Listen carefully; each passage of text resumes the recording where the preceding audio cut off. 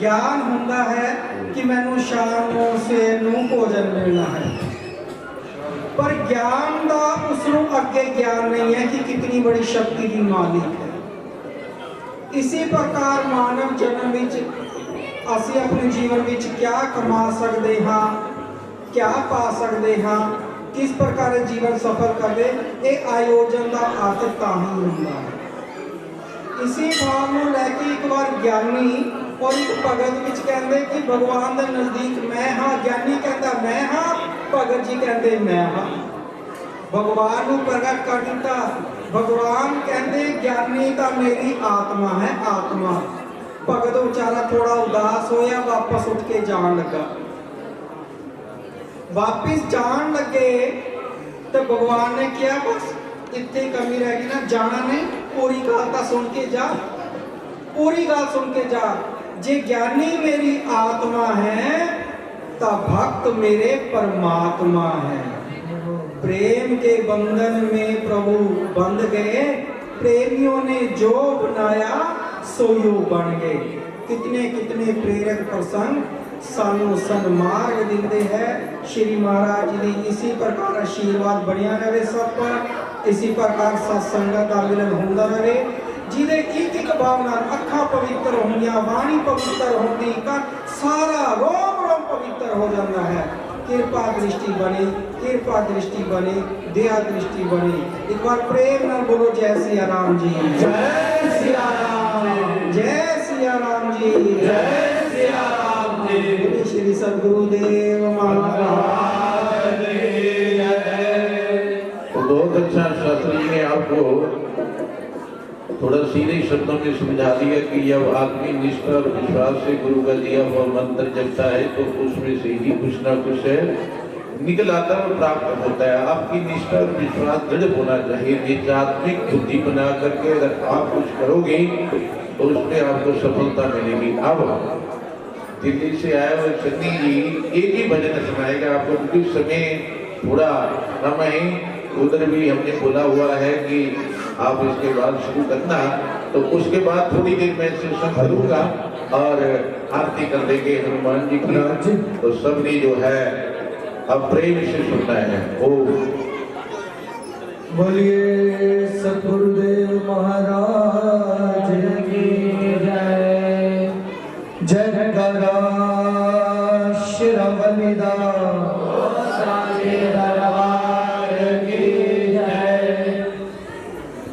मेरा गुरु गुरु आदा पीर, मेरा गुरु गुरु आदा पीर, बुरा दिया नहीं नीसा।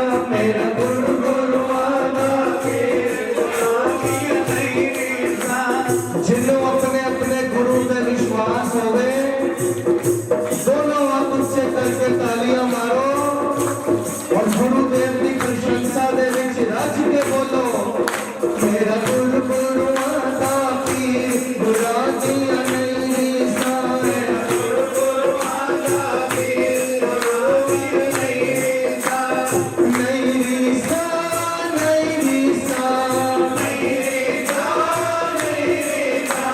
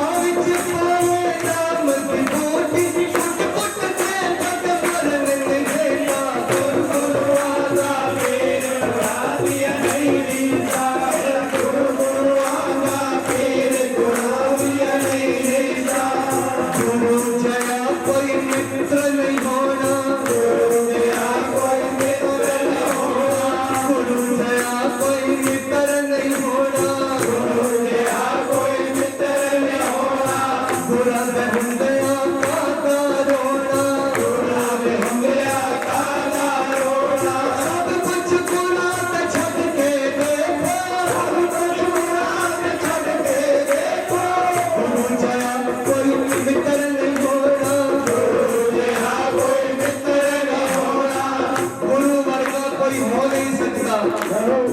एक बारी दरबार लग्या होया सी, गुरुदेव बैठे हुए सी, एक परम शिष्य आया, उन्हें अपनी बिटिया दे शादी का कार्ड दिता गुरुदेव नूं और बोलिया, गुरुवर मेरी धी का ब्याह है, खैर करो। गुरुवर मेरी धी का ब्याह है, खैर करो। गुरुदेव ने कार्ड पढ़िया और हंस के बोलन लग पे, मैनू की भाई मैनू की, मैनू की भाई मैनू की, मैनू की भाई मैनू की, मैनू की भाई मैनू की। भगत डर गया, भगत घबरा गया, कहते गुरुदेव मैं ते तुहाडे उत्ते सारियां डोरां छड्डियां ने, जिंदगी भर तुहाडे दरबार ते गुलामी कीती है, हुण मेरी कुड़ी दी वारी है और तुसी कह रहे हो मैनू की है, कृपा करो गुरुदेव मेरी कुड़ी दा ब्याह है। गुरुदेव एक कोई गल बोली जान, मैनू की भाई मैनू की, मैनू की भाई मैनू की, मेरी कुड़ी दा ब्याह है ते मैनू की, मेरी कुड़ी दा ब्याह है ते मैनू की। 15 वारी 20 वारी उस भगत ने एक कोई गल दोहराई, गुरुदेव ने भी 20 वारी कोई उत्तर दिता, बोलो मैनू की भाई मैनू की, मैनू की भाई मैनू की, मेरी कुड़ी दा ब्याह है ते मैनू की, मेरी कुड़ी दा ब्याह है ते मैनू की। और रोने लग गया, विलाप करने लग गया। थोड़ी देर बैठ गया शांत मंदिर विच कि कोई तो गलती मैं कर रहा, गुरुदेव क्यों कह रहे हैं। थोड़ी देर बाद गुरु कृपा हुई, उन्होंने होश आई, गलती किथे सी। गुरुदेव मेरी कुड़ी दा ब्याह है, यह गलती सी। उन्हें क्या गुरु जी, गुरुवर तेरी कुड़ी दा ब्याह है, खैर करो। गुरुवर तेरी कुड़ी दा ब्याह है, खैर करो। और जोर से हंसने लग गए, कहने लगे, और मूर्खा जे मेरी कुड़ी दा ब्याह है ते फिर होए तैनू की भाई तैनू की, तैनू की भाई तैनू की, मेरी कुड़ी दा ब्याह है तैनू की, मेरी कुड़ी दा ब्याह है तैनू की। तू घर नू जा भाई तैनू की, तू घर नू जा भाई तैनू की। सब कुछ गुरां ते छड्ड के देखो, सब कुछ गुरां ते छड्ड के देखो, सब कुछ गुरां ते छड्ड के देखो, पिछे तो तुहानू रंग सलोना, गुरगुरुआ दा पीर गुरां दी अमीरी दा, मेरा गुरगुरुआ दा पीर गुरां दी अमीरी दा। पूरन संत गुरुवर मिलना, पूरन संत गुरुवर मिलना, है सब खेल नसीबा दा है, सब खेल नसीबा दा है। अपने अपने पूरन गुरुदेव के लिए दोनों बाजुएं ऊपर कर दीजिए, जहां तक आवाज जा रही हो सीधी बाजुएं ऊपर करके ताली लगाइए और बोल दीजिए, क्या पूरन संत गुरुवर मिलना, पूरन संत गुरुवर मिलना, है सब खेल नसीबा दा है, सब खेल नसीबा दा है। ना सुट लाई रही सी माली, सही थी बात, ना सुट लाई रही सी माली, ना सुट लाई रही सी माली। सतगुरु यार करी पाता है, गुरु गुरु वादा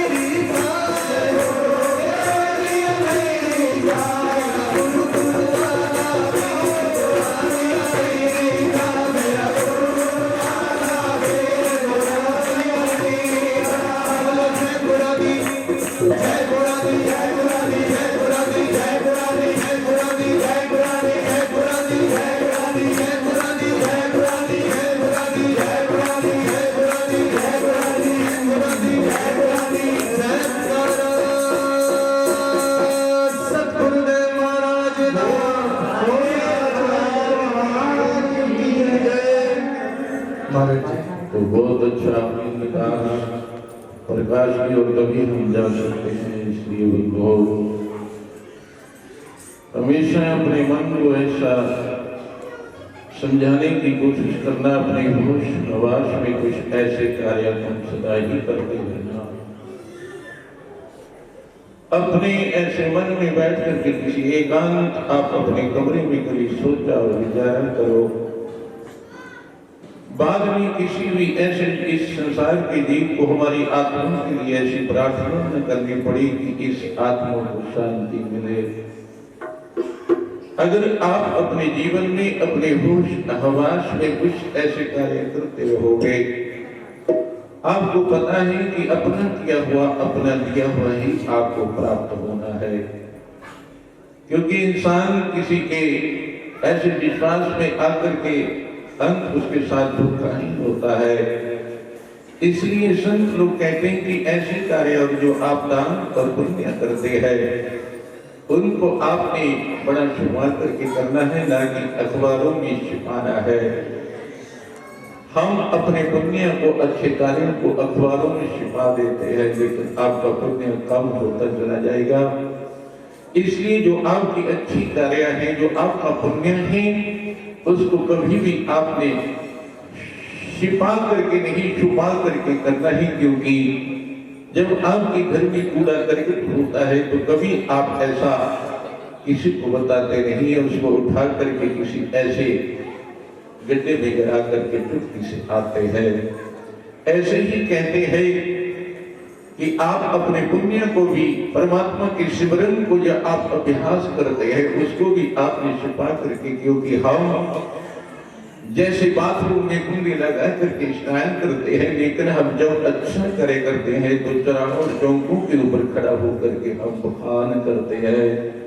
इसलिए हमारा पुण्य जो है वो सब नष्ट हो जाता है। इसलिए कभी मत बताना, क्योंकि हमेशा विचार करना, किसी अर्थियों को देखते हुए भी आपने अपनी आस्था को किसी मुर्दे को शमशान में ले जाकर के जलाते हुए तुमने अपनी इस चेतना को जगाना है, अपनी इस आस्था को बढ़ाना है। मेरे ऊपर भी एक ऐसा दिन आने वाला है, मेरे बंधु मेरे को ऐसे ही इस संसार में ले करके अपना अपना फर्ज अदा करके जो है वो बिना हो जाएंगे और आपकी अकेले की ही यात्रा आगे होनी है बंधु। इसलिए हमेशा को अच्छा करे अपनी जिंदगी में आपने जरूर करना, क्योंकि कहा है इस जीवन में जीने के लिए जैसे हम भोजन की जो है ऐसा सोचते हैं मन में कि बहुत जरूरी है, क्योंकि सुबह खाते दोपहर को भूख, दोपहर को खाते रात को भूख लगती है। क्योंकि इस जीवन में आप विचार किया करो। इसीलिए संत लोग कहते हैं जैसा अन्न तुम खाते हो वैसा मन आपका बनेगा, क्योंकि अन्न में कोश, मन में कोश जो है ये अंदर 3 प्रकार से भोजन भी पकाया जाता है जो आप खाते हैं। परमात्मा ने हमारे अंदर ऐसी ही अग्नि जो है बनाई हुई है, क्योंकि वो अग्नि भोजन को तपाती है और आगे वो कई हिस्सों में बढ़ जाता है। इसलिए कहते हैं कि जैसे इस दुनिया में जीने के लिए भोजन जरूरी है, लेकिन भोजन से भी जरूरी कभी हम सोचते हैं हमें जल मिल जाए, जल बहुत जरूरी है। क्योंकि भोजन के बिना तो गर्मियों में शायद टाइम निकल सकता है, लेकिन पानी के बिना कहते टाइम निकलना बहुत मुश्किल हो जाता है। जैसे पानी जरूरी है, लेकिन उससे भी ज्यादा जरूरी जैसे तुम महसूस करते हो कि हमें ऑक्सीजन, हमें हवा चाहिए। अगर हवा ना आए तो ये भोजन और पानी भी किसी काम का नहीं है। तो कहते जैसे बाजू की आपको जरूरत है, ऐसे कहते हैं आपको हमारी आजू उसकी भी जरूरत है। अगर आजू नहीं होगी तो कहते फिर कोई भी चीज हमारे लिए जरूरी नहीं होगी। लेकिन बंधु ये सब कुछ होते हुए कहते हैं कि जैसे हमें अन्न जरूरी है, भोजन जरूरी है, पानी जरूरी, जल जरूरी है और बाजू जरूरी है। बाजू जरूरी, मरने के लिए कुछ भी जरूरी नहीं है। न सुनने के बाद इंसान सोया ही रह जाता और शमशान में ले जाकर के उसको जला दिया जाता है। इसलिए हमेशा विचार करना, इस दुनिया में खाली मत जाना। हम आए हैं कुछ इस मनुष्य शरीर में, परमात्मा ने हमें जो ये 1,84 योनि में मनुष्य ने प्रदान दिया है, कहते इसको आप ऐसे मत गवा देना, क्योंकि आज हम स्वतंत्र कल को परतंत्र हो जाएंगे। इसलिए किसी कहते हैं संत ने लिखा है उठ मन मेरे जाग तो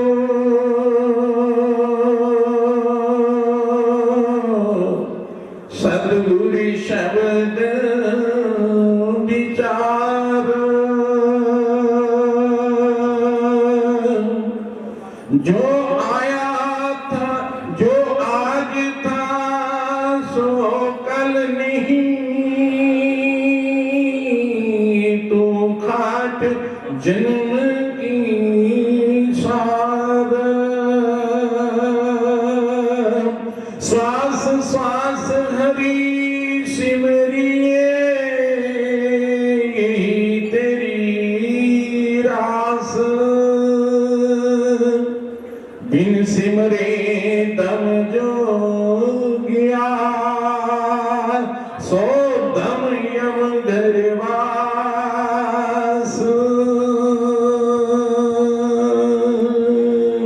जो करना है सो कर लियो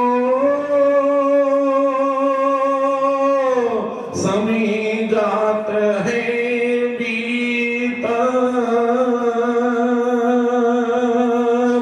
तुलसी करनी सुख लिए सेवा सतगुरु हरि नाम प्रीता। उठ मन मेरे सोया है। आज आपको कितना आनंद आया होगा। और बंधु अभ्यास किया करो कि एक आसन पर बैठने का जब तुम परमात्मा का भजन करते हो दिया हो गुरु का याद करते हो आपका आसन पक्का होना चाहिए। थोड़ा आसन अपना पक्का किया करो जब तुम अभ्यास करते हो क्योंकि अगर बैठने का आपका अभ्यास नहीं बनेगा तो तुम जो है ध्यान परमात्मा का नहीं कर सकोगे क्योंकि इसमें भी पहली ये कहते हैं साधना है कि अपने आसन को ठीक तरह पक्का बनाना है। तो कहते हैं उठ मन मेरी जाग सतगुरु शब्द विचार जो तेरे को शब्द मिला हुआ उसका तूने विचार करना। जिंदगी सो करके अंधकार में अज्ञानता में तूने बर्बाद कर दिया क्योंकि हम कुपथ पर जा रहे हैं। इसलिए संत लोग बड़ा आवाजें देते हैं कि अपने जीवन में कुछ कमाने के लिए तुम किसी संत की शरण में बैठ करके ऐसी जगहों के माध्यम से तुम अपना कल्याण करना सीखना क्योंकि ये जगह गांव में इसीलिए बनाई जाती है और संतों का आगमन इस जगह के माध्यम से मंदिरों के धार्मिक स्थान के माध्यम से ब्राह्मणों का संतों का और भक्तों का आगमन तभी होता है। इसीलिए कहते हैं जिस गांव में ऐसी चीजें नहीं ऐसे धार्मिक स्थान नहीं है क्योंकि गौ का वास और कहते हैं देवता का वास और कहते हैं कि किसी ब्राह्मण संत महात्मा का वास तो वहां धर्म का वास होता है क्योंकि वहां पर गीता का ध्यान होगा और गाय की पूजा होगी तो आपकी धर्म की भी रक्षा होगी। इसलिए अपने जीवन में ऐसे कार्य जरूर करना। अपने घर में जो है आप कहते हैं कुत्तों की अपेक्षा अगर एक गाय का पालना हो सके तो बहुत अच्छा। आज हम कुत्तों के ज्यादा पुजारी बन गए हैं। कुत्ता रखना पाप नहीं लेकिन उससे मोह जब तुम करते हो तो अंत मता सुगता अंत काले जमा में स्वनमुक्ता कलीवरम अंत समय आपकी हो सकता है वृत्ति आपका मन जो है उस कुत्ते में लग जाएगा। अंत मता सुगता तो हमें ऐसे आज दो ताने मिली हुई है कल को चार हो सकती है। इसलिए कहते हैं कि उधर से थोड़ा मन को हटा करके तुम ऐसा गौ माता से जुड़ोगे गौ की सेवा करोगे और ऐसी चीजें जो है उनको रखो जहां उसकी चीज है जिसका पास जिस जगह ठीक होता उसको वहां ही बिठाना। आज दुनिया जो है कुत्तों को लेकर रसोई में अपने बिस्तरों पर जो है बिठा के ऐसा लोग मैंने देखा उसको लेके सुबह सैर करते नहीं। तुम अपने जीवन को थोड़ा बदलने की कोशिश करना है क्योंकि जब कोई जाता है तो वहां यही लिखा होता है कुत्तों से सावधान रहता है क्योंकि पहले ऐसा नहीं हो गया स्वागतम आदि वेलकम आदि मान लो लोग लिखते थे अतिथि देवो भव करते थे लेकिन आज तो हर जगह यही होता है कुत्तों से सावधान। तो आप विचार किया करो क्योंकि आप इस हिंदुस्तान में इस भारत में ऋषि मुनियों की धरती में आए हैं तो इसलिए कहा है कि सद्गुरु शब्द विचार जो आज था सो कल नहीं तो खाट जन्म की सार। हमारा जीवन जो है ये दिन रात जो है हमारी आयु जो है कम हो रही है और कहते जीवन बदल रहा, जो हम पहले थे कल नहीं होंगे, कल जो थे परसों नहीं होंगे, और अंत क्या होगा, ये शरीर भी हमें एक दिन अच्छा नहीं लगेगा। तो इसलिए बंधुओं, और ऐसा एक थोड़ा सा मैं दृष्टांत दे देता हूँ आपको कि कहते हैं कि एक बूढ़ी थी, वो बचपन में मर गई थी। आप सोचोगे कि बूढ़ी कैसे, फिर बचपन में कैसे मर गई? जो बचपन में मरी तो बूढ़ी कैसे हुई? वो बूढ़ी थी, बचपन में मर गई थी, लेकिन बूढ़ी थी। कहने का भाव इस दृष्टांत को आपने समझना है, बस मैं ये आपको समझाऊंगा। तो कहते बूढ़ी का मतलब, एक महात्मा किसी ऐसे नगरी में गए भिक्षा के लिए। आगे संत लोग भिक्षा करते थे, भिक्षा देही दरवाजे के ऊपर बाहर खड़े होकर के जो कुछ मिला बोले करके आशीर्वाद देते चले जाते थे।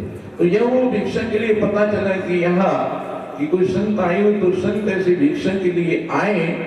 तो उनके परिवार में जो लड़की थी वो बहुत समझदार थी। कहते ना कि ज्ञानी होता है तो महाज्ञानी होता है, इसीलिए कहते हैं कि आज कथाएं के माध्यम से ठीक हम कथा सुनते हैं, लेकिन अपने जीवन में उतारने की कोशिश नहीं करते हैं। और आज इसीलिए भागवत आदि बहुत कथाएं होती हैं, लेकिन कल्याण चंद लोगों का, उसका असर जो है चंद लोगों को होता। क्यों? क्योंकि हमारा जीवन भी वैसा नहीं है। अगर हम कर रहे हैं तो वैसा जीवन होगा तो आपका भी कल्याण होगा। इसलिए सुनना कोई बुरी बात नहीं है, लेकिन अपने जीवन में उतारना ये बहुत बड़ी बात है। अगर सुन करके आपकी मन में एक भी बात बैठ जाती है तो आपका कल्याण होगा। तो बंधुओं, जब संतों ने आकर के वहां भिक्षा के लिए पुकारा, तो वह अंदर से लड़की जो उनकी नूह है वो आती है और प्रणाम करती है।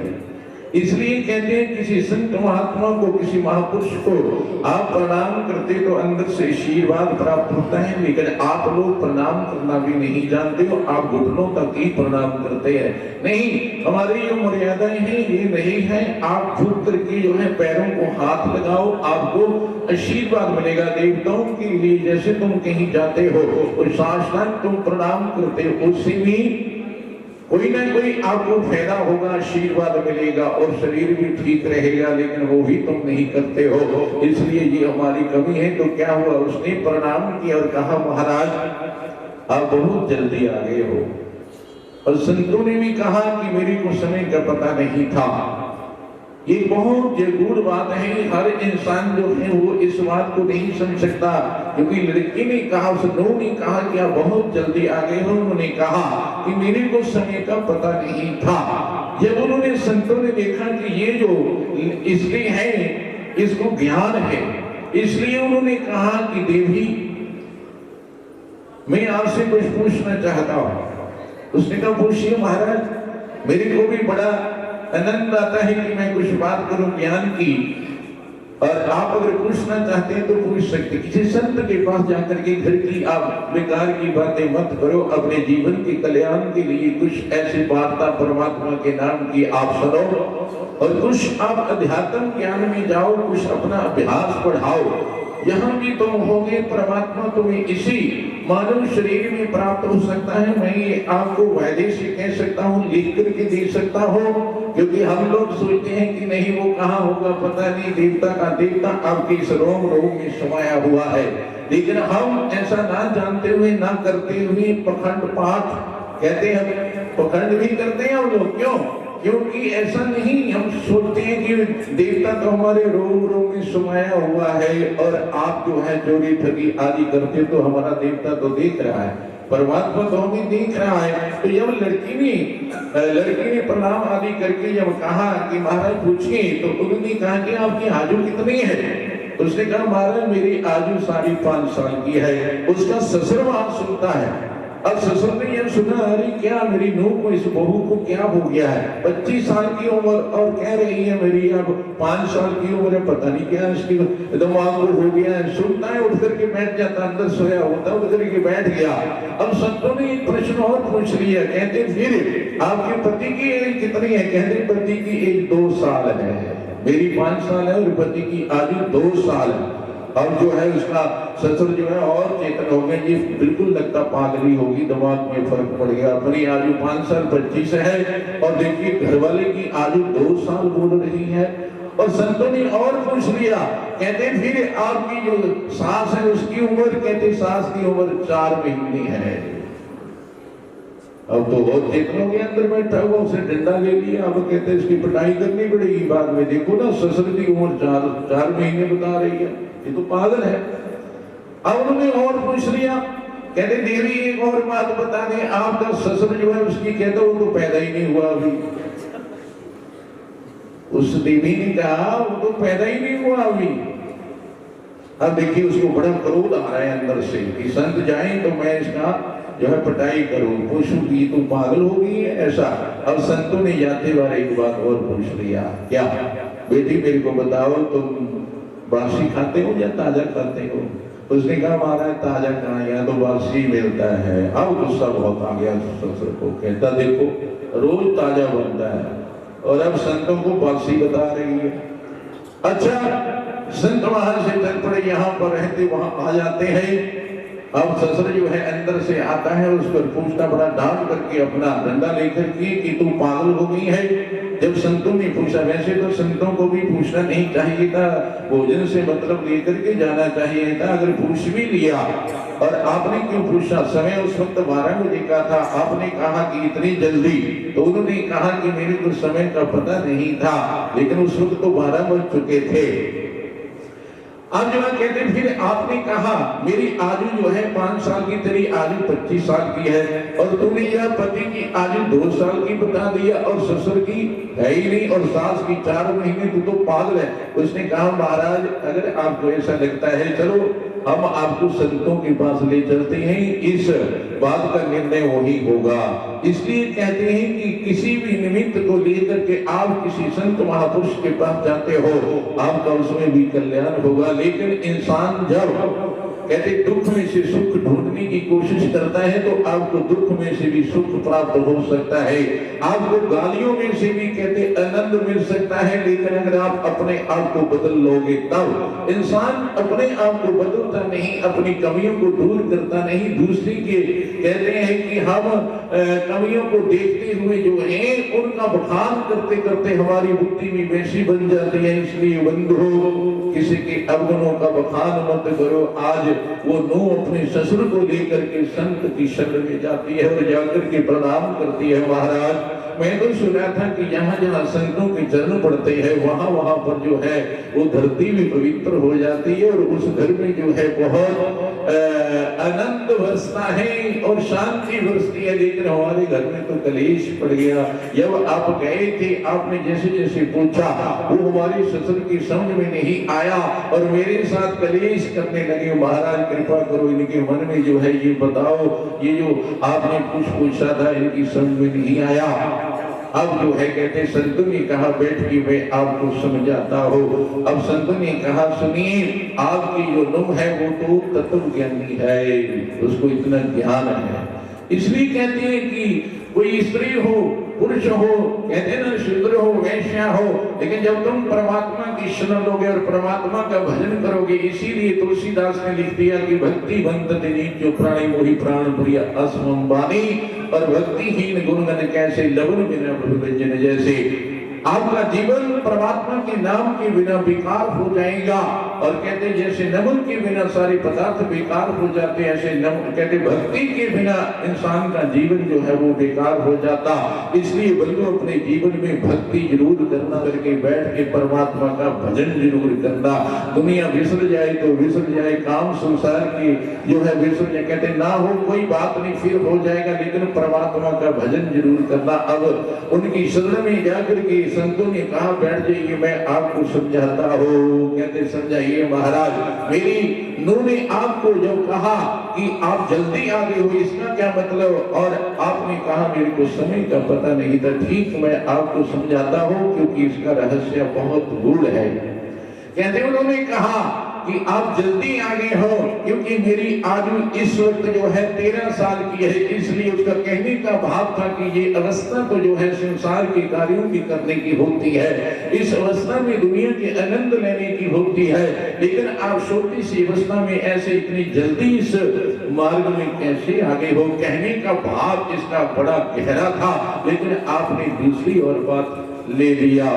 और मैंने कहा कि समय का पता नहीं होता है जीव का, ये आया है कब चला जाएगा, इसलिए मेरे को भान नहीं है कि इस जीवन का, इस वर्षों का, इसलिए मैं जल्दी इस मार्ग में आ गया हो। अच्छा महाराज, ये तो मैं समझ गया, ये अर्थ है, ये तो बहुत अच्छी बात है।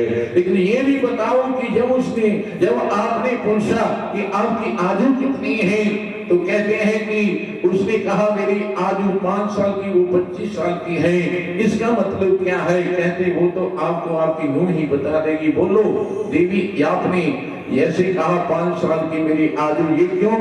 तो उसने कहा सुनो पिताजी, मैंने इसलिए कहा कि मेरी आयु 5 साल की है क्योंकि जब मैं अपने पीर में थी, जब अपने घर में थी, तो कभी परमात्मा का नाम मैंने नहीं लिया। आज भी मैं सुनता हूँ कुछ ऐसी लड़कियां आती हैं, मैं पूछता हूँ जब शादी का कुछ ऐसा बात चलती है तो कहती महाराज और सब ठीक है, लेकिन हम मीट अंडा इतना खाते हैं कि हम छोड़ नहीं सकते। देखिए आज ऐसी भी लड़कियां कहती हैं, लड़की तो मैंने सुना, लेकिन लड़कियां कहती हैं कि महाराज क्या करें, हमारा जीवन ही ऐसा कि हम ऐसे परिवार में आए हैं कि वहां पर मीट अंडा शुरू से चलता है। तो जिस परिवार में तुम बोल रहे हो शादी के लिए, वहां तो कुछ चलेगा नहीं, तो हम रह भी नहीं सकेंगी। ऐसी भी आपको लड़कियां भी आज देखने को मिलेंगी। इसलिए कहते हैं कोई अच्छा संग कर लेना, अपने जीवन को संभाल लेना, इन चीजों से कहते दूर रहने की आदत बना लेना। लोग कहते हो छोड़ नहीं सकते, अरे क्या नहीं छोड़ सकते हो, तुम सब कुछ कर सकते हो। अपने आत्म बल को मत गिराओ। आज हम अपने आत्म बल को गिरा करके बैठे हुए नशों की जो है बस में पड़ गए हैं और अपने आप को नशों में डाल दिया। इसीलिए कहते हैं कि जब जीव नशों के बस में हो जाता है तो उसका पुण्य सब समाप्त हो जाता है। इसलिए कहते हैं आप अपनी इंद्रियों को नशों से हटा करके इंद्रियों को परमात्मा की ओर लगाओ। इसीलिए कहा कि गोपी गो मैंने पीना, इंद्रियों का इंद्रियां पी मैंने पीना, गो मैंने इंद्रियों से जो परमात्मा के नाम का रसवादन करता वो गोपी। अगर आप भी ऐसा करोगे तो तुम भी गोपी बन सकते हो। ऐसे तो नाचते हैं सब जो है, लेकिन गोपी बनना बहुत दूर है। जब तक तुम उसको गहराई से नहीं जानोगे तो क्या होगा? उन्होंने कहा कि मैं इसलिए जब मैं अपने पैर में थी तो वहां कोई भी परमात्मा का नाम नहीं लेता था, लेकिन मेरी शादी जब हुई, मैं इस घर में आई तो मेरी सहेली ने कहा कि एक संत आए हुए हैं, वहां पर जो है वो गीता का ध्यान पाठ करते हैं, सुनाते हैं, बहुत अच्छा दृष्टांत दे करके समझाते हैं। तो मैं भी उन संतों के पास जो सहेली के साथ गई और वहां जब बैठ करके सुना तो मेरा मन गदगद हो गया, बड़ा आनंद में विभोर हो गई और मैं लगातार वहां समय निकाल करके वहां संतों के पास जाती रही। और मेरे को ये कार्य करते हुए 2 साल हुए, इसलिए मेरी आयु सिर्फ 2 साल है, बाकी तो सब जो है ये बेकार है, वो गिनती नहीं होगी। इसलिए कहते सोई घड़ी जब होत संगा, सोई जन्म दिन भक्ति अवंगा। आपकी घड़ी वही अच्छी है जिस घड़ी में बैठ करके हम परमात्मा का भजन करेंगे और उसी का जीवन अच्छा है। तो इस मानव शरीर में आकर के उस परमात्मा की ओर लग जाता है। कहते ये संसार तो चलता रहा, पता नहीं कब से कब तक चलेगा, लेकिन हम इस कहते हैं बीच में से जो है एक दिन चले जाएंगे। तो ऐसा कोई कार्य करना अपने परिवार में, अपने बंधुओं के साथ मिल करके कि आपको कोई आपका बंधु भी याद करे कि हमारी इस कुल में, इस गांव में कोई ऐसी जीवात्मा आई थी जिसने ऐसे कार्य किए कि हमारे बच्चों पे भी संस्कार बनाए। और आज जो है वो बच्चे भी उस परमात्मा की ओर अगर लग जाते हैं तो आपका जीवन भी धन्य हो जाता है। तो कहते हैं उसने कहा हाँ ये तो मैं इसलिए कहा कि मेरी 2 साल की आयु है, बाकी मेरे 23 साल सब बर्बाद हो गए हैं। तो अब उसने कहा ये भी मेरी समझ में आ गया।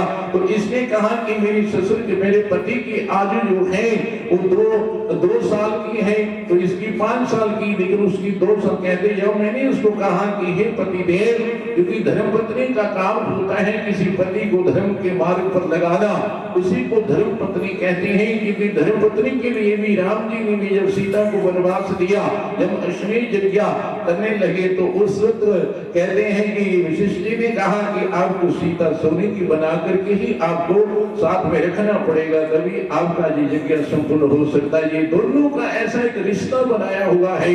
अगर आप अपने रिश्ते को समझ लेते हो कि पति और पत्नी का क्या धर्म है, इसलिए कहते हैं कि अगर कोई ऐसी धर्म पत्नी अपने पति को किसी अच्छे मार्ग में लगाती है तो दोनों का कल्याण हो जाता है।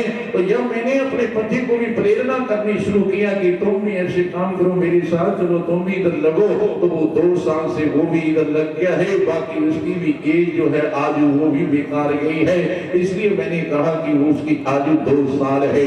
अब वो समझ आ गया। कहते फिर इसने कहा कि ससुर जो है उसकी आयु 4 महीने है। कहते मैं बड़ी प्रेरणा देती थी अपनी माँ को कि हे माँ, आपने मेरे से बहुत प्यार किया, लेकिन हितैषी वही होता है, प्यारा वही होता है जो इस जीवन में किसी को परमात्मा की ओर लगा दे। नहीं तो ये दुनिया पैसे की है, ये दुनिया मतलब की है, दुनिया स्वार्थ की है।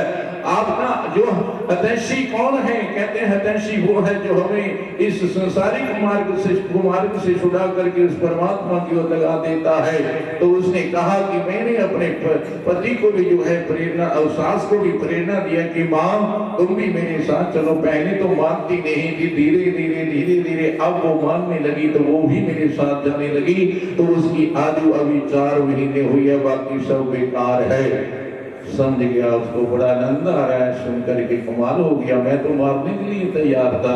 इसलिए बंधु कभी ज्ञान की दृष्टि से देखा करो। इन जो है कहते संसारिक आंखों से देखने की कोशिश मत करना, तुम्हें गलती लग जाएगी। अगर आप अंदर की आंखें थोड़ी आपकी खुल जाएंगी तो कहते आपको आनंद आएगा। संत लोग हमेशा जो है वो अंदर से थोड़ा परखते हैं कि ये जीव कैसा, किस भाव से आया और क्या इसके मन में छुपा हुआ है। उसी हिसाब से आपसे बात करते हैं और उनकी इच्छा होती है ये अज्ञानी आदमी है, इसका भी कल्याण हो जाए उनके मन में, तो यही भाव रहता है। किसी का ऐसा नहीं कि हम हित करें बुरा करें, नहीं। अच्छे लोग जो होते हैं वो हमेशा हित करते हैं। तो कहते फिर आपने कहा कि ससुर का जब पूछा वो तो पैदा ही नहीं हुआ। कहते हमने इसलिए कहा कि आपको बहुत कहा, लेकिन आज तक भी तुम जो है अच्छी बात में नहीं लगे हो। कभी भी आपने समय निकाल करके जो है परमात्मा का गुणगान नहीं किया, इसलिए आप तो पैदा ही नहीं हुए हैं। इसलिए कहते हैं ये पशुओं का मान लो, आप पशुओं जैसा गधों जैसा जीवन व्यतीत करते रहोगे तो आपसे गधे अच्छे हैं, क्योंकि वो तो भोग चुकी है। आपने तो कुछ नया कर्म करना है, आपने कुछ पिछला कर्म किया होगा, उसका भोग भी जो है आपको भोगना पड़ेगा। और आगे के लिए आपने कुछ अपना परलोक भी बनाना है इस लोक में रह करके। इसलिए खा करके और सो करके जिंदगी बंधु व्यतीत मत करना। कहते खाना और उसकी याद भी जो है आपने करना, उसका गुणगान भी करना। अब जो है उसकी आंखें खुल के मन के पर्दे जो है उसके सारे जो अज्ञानता थी चलेगी। तो उसने कहा कि महाराज मैं तो भी अपने जीवन में कुछ किया नहीं है, मेरा तो जीवन बेकार चला गया, अब मेरे को क्या करना चाहिए। उसकी नूह उसको बोलती है कि पिताजी आपके पास स्टोर भरे हुए हैं बहुत आपके पास, क्योंकि आप व्यापार का काम करते थे, वो दुकानें थी, आप जो है कुछ दान किया करो। कहते क्या करो? कहते दान किया करो। दान तो करने लगा, फिर भी उसने गलती कर दिया। अपने नौकरों को जो है कहा कि जितना भी सड़ा फुचा माल है सब जो है बांट दो। अब क्या हुआ? वो बांट रही है, तो बांट रही है, कहीं नूह आ जाती है। उसने देखा कि ऐसे तो मैं पिताजी को रोक नहीं सकती हूँ, लेकिन वही थोड़ा सा अन्न लेकर के उसने इकट्ठा किया जो दान कर रहे थे। इसलिए कहते हैं कि अगर तुम कोई दान करते हो, कुछ कहते किसी को कपड़ा देते हो, ये मत सोचो कि हम ब्राह्मण को संत को देना है इसलिए घटिया से घटिया खरीदना नहीं। आप काम दो लेकिन बढ़िया से बढ़िया। हम अपने लिए कितना बढ़िया खरीदते हैं, लेकिन दान करने के लिए हम कंजूसी कर जाते हैं। लेकिन जब डॉक्टर फीस 300 रुपया और उसकी दवाई का कहते खर्चा अलग होता, वकील की फीस जितनी कहा उतनी देनी पड़ती है, वो हम मुंह मांगी देते हैं। लेकिन जब शुभ कार्य करना होता है किसी जगह ऐसा बैठ करके कोई समय आता है दान करने का, बड़ा सोचते हैं क्या करें, काम ही बढ़िया गृहस्थी में काम बढ़िया, फिर काम ही गिनाते रहते हैं। अरे हम काम थोड़े आपके देखने, हम तो आपको प्रेरणा करें कि अपने जीवन में अगर परमात्मा ने आपको समर्था दिया है तो अपने धन में से निकाल करके कुछ ऐसा कार्य कर जाना जिससे आपका कल्याण होगा। नहीं तो कहते हैं ये जीवन एक अमानत की तरह है। आपका बेटा जो है जब उसकी शादी होगी वो नूह का बन उस लड़की का हो जाएगा, और आपकी लड़की जो है किसी दामाद को वो जो है कहते आपका दामाद ले जाएगा, और भी कहते वो ले जाएगा। लड़की दामाद ले गया तो वो भी गए, और बेटे को जो है जब शादी हुई तो उन्होंने अलग कर दिया। और कहते हैं कि ऐसे ही बंधु ये जीवन भी एक अमानत है, ये भी हमारे पास नहीं रहेगा, ये भी एक शमशान की अमानत है। अमानत को अमानत की तरह अगर आप मत समझ लेना, कब्जा मत कर लेना कि ये जीवन में सदा के लिए लेकर के आया हूं, ये जीवन एक अमानत है। अगर आप अमानत की तरह इसको रखोगे कि एक दिन जाना है, तो आपका मन परमात्मा में जरूर लगेगा। तुम इसको अपनी जो है अमानत प्रसाद समझ लेते हैं कि इसको छोड़ना नहीं है। अब नूह ने यह देखो कैसा जुक्ति से समझाया, अन्न लेकर के रखा, उसको फंसाया, और फंसा के जो है जब रोटी बनाया तो ससुर को वही दे दिया। अब ससुर ने कहा कि ये देवी तू कहां से लाई है, ये तो इसमें रेत है, इसमें बहुत मुश्किल है, तो खाया नहीं जा सकता। उसने कहा पिताजी मैं इसीलिए आपको दिया, जिस चीज का आप दान कर रहे थे ये अच्छी नहीं थी, ये चीज जो दान करते हैं वो कई गुना होकर के जीव को प्राप्त होती है, तो ये जो दान आप कर रहे हो ये सड़ा पूछा अन्न जो है ये दान नहीं करना चाहिए। जब आपसे जहां नहीं खाया जाता है तो आगे कैसे खाया जाएगा। ओहो, उसको समझ आ गया, कहते ये भी बात ठीक है। उस दिन से उसने कहा लो अब सभी चाबियां मैं आपको देता हूं, और मैं अपना जीवन जो है उस परमात्मा की तरफ जो है लगा करके किसी धार्मिक जगह में जा करके अब मैं गुणगान करूंगा। जब भर्तृ जी को भी ज्ञान हो गया, गोपी चंद जी को भी ज्ञान हो गया, क्योंकि वैसे तो वो राज में रहते हुए राजा थे, लेकिन जब ठोकर लगी, जब ऐसा समय आया तो उन्होंने राजपाट को त्याग करके जो है वो भी इस योगी भेष में आ गए। और अपना आज जो है आप देखते हो कि भर्तृ के कितने मंदिर है, वहां पर जा करके आज जो है अलग अलग कुल के लोग जो है वहां पर मत्था टेकते हैं शादियों के बाद, बच्चे के बाद कि मैंने भर्तृ को जो है सुपना देनी है। तो वो भी एक आपकी तरह ही वो राजा थे, और हम भी ऐसे ही इस संसार में आए हुए जीव हैं। लेकिन अगर आप अपने जीवन में ऐसा अपने आप को बदल लेते हो तो कहते हैं उस जीव का कल्याण हो गया। इसलिए कहा कि उसकी आयु कितनी निकली, 4 महीने, वैसे वो बूढ़ी हो चुकी थी, वो बचपन में ही मर गई थी। क्योंकि इंसान बिन परमात्मा के नाम से, बिन पुण्य से अगर चला जाता है तो उसके पास कुछ नहीं होता है, वो खाली का खाली चला जाता है। इसलिए बंधु मेरा कहने का भाव कि अपने जीवन में आपने कुछ करने का प्रयास करना, और ऐसी जगहों में आकर के किसी कहते हैं संत के माध्यम से, महापुरुषों के माध्यम में आकर के उनकी शरण में बैठ करके जो है आप अपने धन का भी लाभ लेना। क्योंकि धन आपका किसी का चून खून अगर अच्छे काम में लग जाता है तो पुण्य उसका उसको ही प्राप्त होता है। इसीलिए कहते हैं कि थोड़ा थोड़ा करने से बहुत हो जाता है। तालाब में एक एक बूंद पड़ती है तो वो तालाब भर जाता है। अगर तुम भी अपने जीवन में ऐसा सीख लोगे कि मैं अपने इस धन से जो है कुछ अच्छा कार्य करूंगा, अपने समय को परमात्मा के और लगाऊंगी।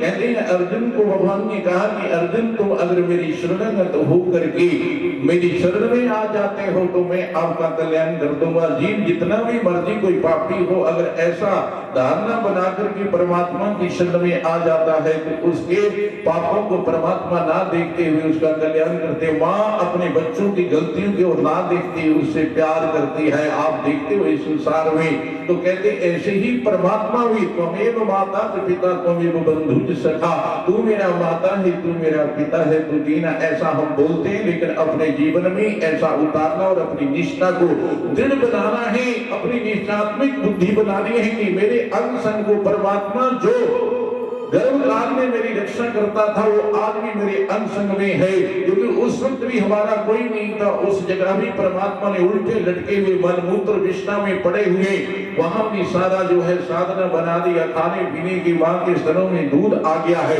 और जब तक कहते हैं कि आपके दान दूध दिया है तब तक दूध पीने का कहते परमात्मा ने इंतजाम किया। और दूध कहते जब छूट जाता, दांत भी बड़े हो जाते, दांत टूट जाते हैं, तो आपके भोजन का प्रबंध परमात्मा करते हैं। ऐसा अपनी निष्ठा बनाना, जब उसने इतना इंतजाम आपके लिए किया तो आप क्यों अपने दिल को छोड़ देते हो? चेलों के मगन लग करके तुम अपनी लक्ष्मी को बर्बाद करते हो और समय को बर्बाद करते हो। और चेले अब खुद नरक में पड़े होते हैं और तुमको भी नरक में ले जाने की कोशिश करते हैं। मैं ये बोलता हूँ, लोग कहते हैं कि टोपी वाले महात्मा जी को कामी बुलाओ, क्यों? मैं स्पष्ट बात करता हूँ, कोई भी देवता आपकी हानि नहीं कर सकता है, लेकिन हमारे काम ऐसे होते हैं। कहते हैं पुलिस हर जगह स्टेशन बने होते हैं, लेकिन पुलिस कभी ऐसे नहीं पकड़ती है जब तक उसको कुछ मिलता नहीं है। पुलिस तभी पकड़ती है, कानून उसके ऊपर तभी लागू होता है जब उस नियम के अंदर वो कोई ऐसा कार्य, कानून के अंदर ऐसा कार्य करता है। ये देवता लोग भी कहते हैं, तब जाकर के आपको ऐसा लगेगा कि मेरा कुछ ऐसा कर दिया, जब हम कुछ किसी का बुरा करने का सोचते हैं, तब हमें डर लगता है कि देवता कुछ कर ना दे, देवता कुछ जो है खोट ना हो जाए। खोट नहीं, जैसे संत लोग कभी भी कहते हैं आपकी खोट निकालनी है। खोट क्यों होता है? खोट तो हम मानते ही नहीं है, ये तो हमारे अवगुण होते हैं। खोट निकालने के लिए संत लोग कहते हैं हमें वोट नहीं, पैसा नहीं चाहिए, हम तो आपकी खोट लेने आए हैं। अगर ऐसा बन करके संत लोग भी उपदेश करते हैं तो आए हुए भक्तों का भी कल्याण होता है। जब हमारे मन में भी खोट आ जाती है तो फिर आपका भी कल्याण होना बहुत मुश्किल है। तो मैं इन्हीं शब्दों में विराम लेता हूँ और बहुत अच्छा, और आगे के लिए भी ऐसे कार्य होते रहे। हम हनुमान जी से, भगवान शंकर जी से ऐसी प्रार्थना करते रहेंगे कि हमें जो है ऐसे भक्तों के, ब्राह्मणों के, संतों के दर्शन होते रहे। इस धरती पर, इस गांव में, इस देश में अगर ऐसे कार्य होते रहेंगे तो धन्य कहते वो धरती, धन्य वो गांव, धन्य कहते हैं वो कहते देश, जिस देश में जो है धर्म की रक्षा के लिए ऐसे जो है आयोजन चलते रहते हैं। इसलिए कहते हैं यहाँ संत वहाँ धर्म का बात, धर्मो रक्षी रक्षा। अगर तुम धर्म के कार्य करते रहोगे, धर्म आपकी रक्षा करता रहेगा। और मैं आगे का आपको सूचना बताता हूँ कि 10 जनवरी से लेकर के 16 जनवरी जो भागवत चलती है, जो कोरोना के कारण बंद हो गई थी, लेकिन इस बार जो है वो अब शुरू हो जाएगी। आप देखते हो कि अब ज्येष्ठ रविवार पिछले महीने से शुरू हो गया है और आगे अब दिसंबर में भी होगा। अब ज्येष्ठ रविवार हर महीने होता रहेगा। आप सभी जो है कभी भी ऐसा ज्येष्ठ रविवार को आ सकते हैं। 9 बजे पाठ शुरू होगा और बीच में जो है ऐसे सत्संग होगा और उसके बाद लंगर आदि। तो जनवरी में जो है कोई भी भागवत सुनना चाहता है तो यहाँ आकर के रुक सकता, रह सकता है 10 जनवरी से 16 जनवरी तक। अभी मैंने ऐसा कोई वक्ता नहीं निश्चित किया है क्योंकि थोड़ा देखना है। मैं ये चाहता हूँ कि कोई भी वक्ता ऐसा जो ज्यादातर जो है कुछ ऐसा झंकियां ना बनाए और नाच ना दिखाए, क्योंकि हम ऐसे मार्ग पर लगना चाहते हैं जिससे हमारा कल्याण हो। ऐसा कोई वक्ता जो हमें अध्यात्म की ओर भी ले जाए और किसी ऐसे भागवत के माध्यम से जोड़ करके हमारा कल्याण करेगी, कि लक्ष्य हमारा बदल जाता है। इसलिए कहते हैं कि फिर कल्याण होना बहुत मुश्किल हो जाता है। तो कोई ना कोई ऐसा वक्ता आएगा जो ऐसा इन चीजों से थोड़ा हट करके आपको जो है भागवत की कथा सुनाएगा और सुन करके हम लोग जो है रोज प्रभात फेरी भी निकलेगी, बहाने से राम नाम होता रहेगा। जैसे आज आपने सुंदरकांड का पाठ किया और श्री राम जय जय राम आपने बोला। इसलिए कहते हैं 2.5 अक्षर अपनी जीवा से जब जीव उच्चारण करता है। कबीर का जो लड़का था उसने ऐसे किसी को उपदेश दे करके उसका कोढ़ दूर कर दिया था। 2.5 अक्षर को ला करके उसका कोढ़ दूर कर दिया था। अगर मन से बैठ करके हम आज भी परमात्मा का नाम लेते हैं तो इंसान की जो है अनंत जन्मों के पाप जो है कट जाते हैं। इसलिए बंधुओं अब जो है हम हनुमान जी की आरती करेंगे और प्रार्थना करेंगे। आपने देखना है आप लोगों को आरती आती ही होगी, अगर नहीं आती है तो आपने सुनना है। और उसके बाद जो है अब भोग लग चुका है, तैयारी हो चुकी है। अब जो है सभी ब्राह्मणों का और संतों का जो भोजन हो जाएगा। इतनी देर आप लोग जो है कुछ थोड़ा सा संकीर्तन कर लेना सर में, और जाते समय आप लोगों ने कि हमने यहाँ पर तो खीर का भोग आपको मिलेगा, खीर मिलेगी। और जाते समय आपको बाबा जी का लगा हुआ भोग रोट और प्रसाद वो डब्बियों में आप सब ने जो है एक एक डब्बी सबको प्रसाद रूप में देंगे। वो घर में भी जा करके बैठे हुए जो और लोग उनको भी थोड़ा थोड़ा बाबा जी का रोट प्रसाद आपने खिलाना है। इसलिए बड़े प्रेम से फिर आपने यहाँ से निकलना है। आरती कीजे हनुमान लला की,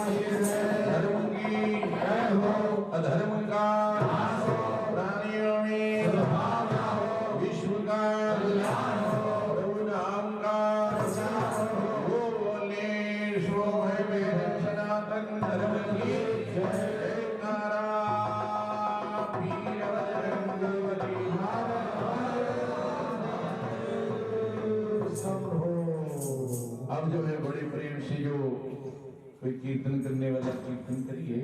अब ब्राह्मण लोग और महात्मा जितने भी हैं आए हुए ब्राह्मण सभी बैठेंगे वहाँ।